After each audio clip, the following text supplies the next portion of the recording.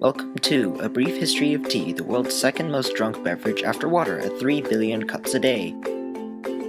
Tea is native to Southeast Asia, especially around southern China. Legend has it that Chinese Emperor Shen Nong was sitting in his garden sipping a cup of boiled water as was the custom. Leaves from a nearby bush blew and landed into his cup, turning the water green. He tasted it and liked it. This legend has no proof, however.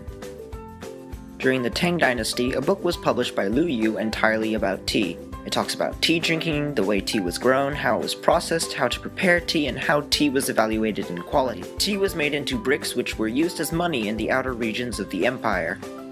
In the Song dynasty, people invented powdered tea, making it easier to brew.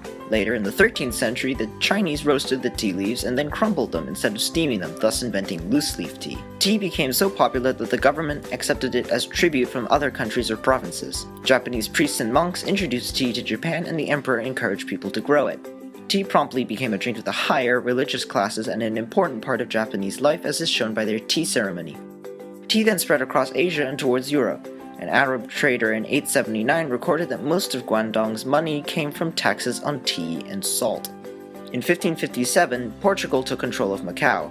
News of the wonderful, wonderful tea spread back to Europe. The Dutch established the Dutch East India Company and brought back green tea leaves to Amsterdam. Tea spread to England in the 1650s and from there spread to British colonies around the world. In India before British rule, tea was grown for medical usage. Britain decided to grow tea there as the climates were similar to China's. They hoped to stop relying so heavily on the Chinese monopoly. Tea was stolen out of China and Indian plantations began production. In 1833, the East India Company sent in a botanist to China to bring back more species of tea to India so that the company could begin its own production instead of trading Chinese tea. Using Chinese seeds and techniques, the British started their tea trade by giving land to anyone who agreed to grow it and export it. Native tea plants were soon discovered in Burma, however. The British East India Company came to India and began mass production of tea on plantations across the colony. It spread from India to Sri Lanka in 1867. These plantations solely grew black tea. India became the largest producer of tea in the world for nearly 100 years.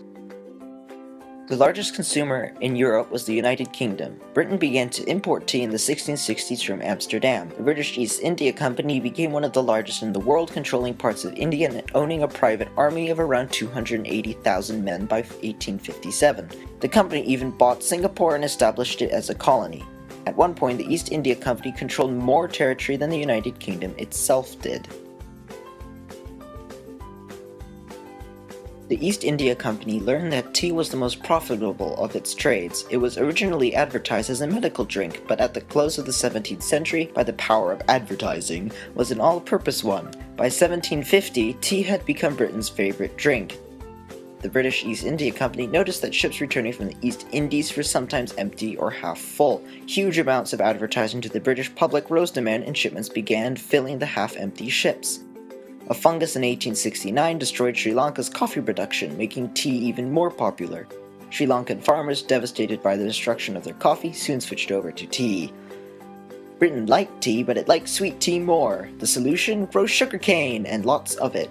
African colonies began to export sugar more rapidly to meet the vast demand.